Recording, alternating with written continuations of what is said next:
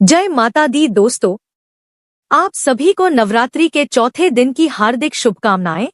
माता रानी आप सभी का कल्याण करें। दोस्तों, आज की वीडियो में हम बात करेंगे शारदीय नवरात्रि 2025 के चौथे दिन के लिए पूजा का शुभ मुहूर्त क्या है और राहु काल का समय क्या रहेगा। नवरात्रि के चौथे दिन की पूजा विधि क्या रहेगी। आपको बता दें कि नवरात्रि के चौथे दिन मां दुर्गा के चौथे स्वरूप मां कुष्मांडा की पूजा की जाती है। तो आज हम आपको मां कुष्मांडा की संपूर्ण पूजा विधि बताएंगे कि मां कुष्मांडा की पूजा करते समय आपको किस रंग के कपड़े पहनने चाहिए और कौन सा फूल आपको मां कुष्मांडा को अर्पित करना चाहिए और मां कुष्मांडा का प्रिय भोग क्या है। इसके अलावा आपको बताऊंगी कि मां कुष्मांडा को प्रसन्न करने के लिए आपको कौन से मंत्र का जाप करना चाहिए।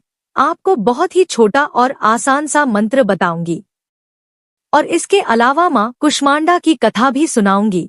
साथ ही साथ नवरात्रि के चौथे दिन किए जाने वाला एक इच्छा पूर्ति उपाय बताऊंगी, जिसे करके आप अपनी मुंह मांगी मुराद को पूरा कर सकते हैं।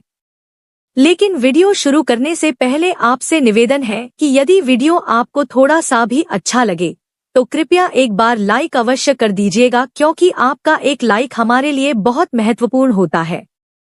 और माता रानी की कृपा प्राप्त करने के लिए कमेंट बॉक्स में अवश्य लिखिएगा जय माता दी या जय मां कुष्मांडा। तो चलिए बात करते हैं नवरात्रि के चौथे दिन की।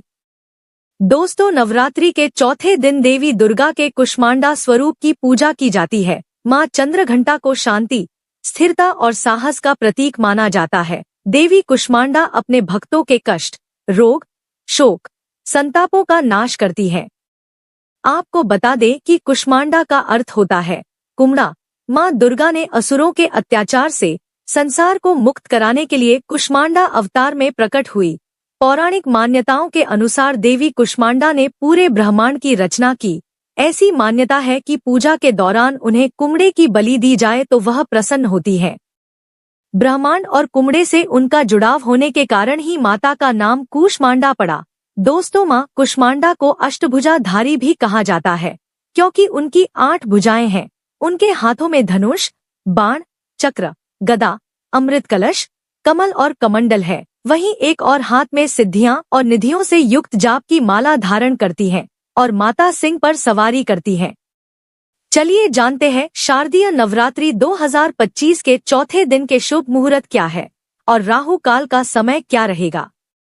दोस्तों, साल 2025 में शारदीय नवरात्रि का चौथा दिन 26 सितंबर 2025 दिन शुक्रवार को रहेगा और चतुर्थी तिथि की शुरुआत 25 सितंबर को सुबह 7:06 पर हो जाएगी और चतुर्थी तिथि की समाप्ति 26 सितंबर को सुबह 9:32 पर होगी।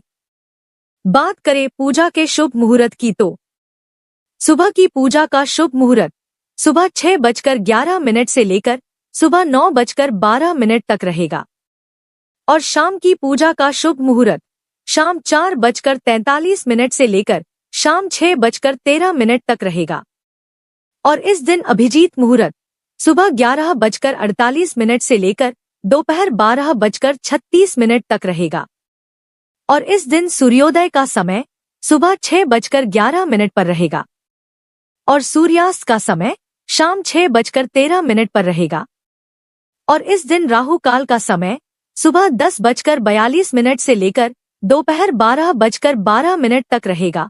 दोस्तों, राहु काल अशुभ समय होता है। इस दौरान कोई भी शुभ कार्य, पूजा या उपाय ना करें।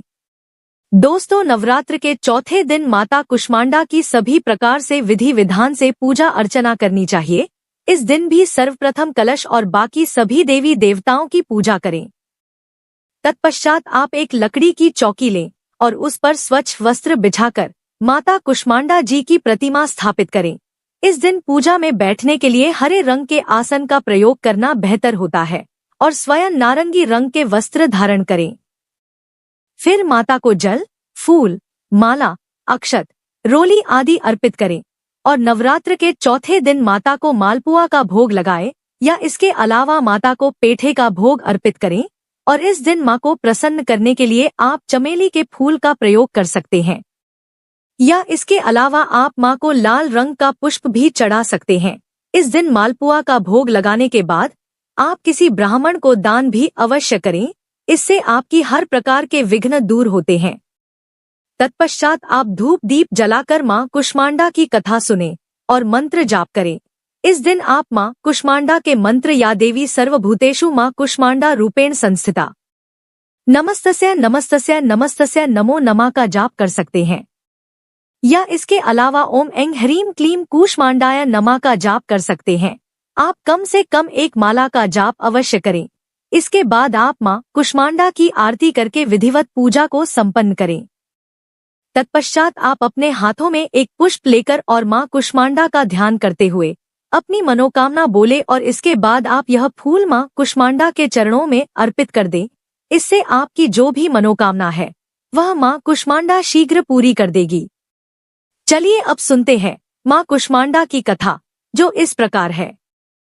प्राचीन काल में त्रिदेव ने सृष्टि की रचना का संकल्प लिया। उस समय संपूर्ण ब्रह्मांड में घना अंधकार व्याप्त था। समस्त सृष्टि एकदम शांत थी, न कोई संगीत न कोई ध्वनि, केवल एक गहरा सन्नाटा था। इस स्थिति में त्रिदेव ने जगत जननी आदिशक्ति मां दुर्गा से सहायता की याचना की। जगत जननी आदिशक्ति मां दुर्गा के चौथे स्वरूप मां कुष्मांडा ने तुरंत ही ब्रह्मांड की रचना की। कहा जाता है कि मां कुष्मांडा ने अपनी हल्की मुस्कान से सृष्टि का निर्माण किया। मां के चेहरे पर फैली मुस्कान से संपूर्ण ब्रह्मांड प्रकाशमय हो गया। इस प्रकार अपनी मुस्कान से ब्रह्मांड की रचना करने के कारण जगत जननी आदिशक्ति को मां कुष्मांडा के नाम से जाना जाता है। मां की महिमा अद्वितीय है। मां का निवास स्थान सूर्य लोक है। शास्त्रों के अनुसार मां कुष्मांडा सूर्य लोक में निवास करती हैं। ब्रह्मांड की सृष्टि करने वाली मां कुष्मांडा के मुखमंडल पर जो तेज है वही सूर्य को प्रकाशवान बनाता है। मां सूर्य लोक के भीतर और बाहर हर स्थान पर निवास करने की क्षमता रखती हैं। मां के मुख पर एक तेजोमय आभा प्रकट होती है, जिससे समस्त जगत का कल्याण होता है। उन्होंने सूर्य के समान कांतिमय तेज का आवरण धारण किया हुआ है। यह तेज केवल जगत जननी आदिशक्ति मां कुष्मांडा द्वारा ही संभव है। चलिए अब हम जानते हैं नवरात्र के चौथे दिन किए जाने वाला इच्छा पूर्ति उपाय क्या है। दोस्तों, आपको नवरात्र के चौथे दिन एक पान का पत्ता और एक साबुत लौंग लेनी है। ध्यान रखें लौंग टूटी ना हो। और अब अपने पूजा घर के आगे बैठ जाना है। आप एक शुद्ध घी का दीपक जलाएं और मां के सामने पान का पत्ता और उसके ऊपर लौंग रख दें और मां से हाथ जोड़कर विनती करें और उनके मंत्र ओम देवी कूष्मांडाय नमः का कम से कम 21 बार जाप करें। और अगर आप 108 बार जाप कर सकते हैं तो यह और भी अच्छा रहेगा। ध्यान रहे कि मंत्र का जाप करते समय बीच में आपको कोई टोके नहीं। इतना करने के बाद आपको उस पान के पत्ते और उस पर रखी लौंग को अपने दाहिने हाथ में उठाना है और फिर आपकी जो भी मनोकामना है वह आपको माता के आगे बोल देनी है। फिर आप अपने दाहिने हाथ को प्रज्वलित दीपक के ऊपर से एंटी क्लॉकवाइज घुमाना है। आप ऐसा 5, 7, 9 या 21 बार कर सकते हैं। और फिर उस पान के पत्ते और लौंग को एंटी क्लॉकवाइज घुमाने के बाद अपने पूजा घर में दोबारा रख दें। इस पान के पत्ते और लौंग को आप रात भर अपने पूजा घर में ही रखा रहने दें और फिर सुबह उठकर स्नान आदि करने के बाद आप इस पान के पत्ते और लौंग को किसी बहते हुए जल में प्रवाहित कर दे। अगर आपके आसपास कोई नदी या तालाब नहीं है तो आप इसे किसी वृक्ष जैसे पीपल या बरगद की जड़ में दबा भी सकते हैं।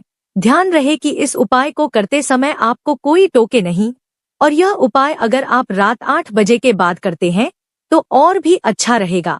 तो बोलो मां कुष्मांडा की जय। तो दोस्तों, यह जानकारी आपको अच्छी लगी तो कमेंट में जय माता दी जरूर लिखें और अगर आपका कोई सवाल है तो उसे कमेंट बॉक्स में अवश्य पूछ ले। और इस वीडियो को लाइक करें, शेयर करें और साथ ही साथ चैनल को सब्सक्राइब करें। धन्यवाद।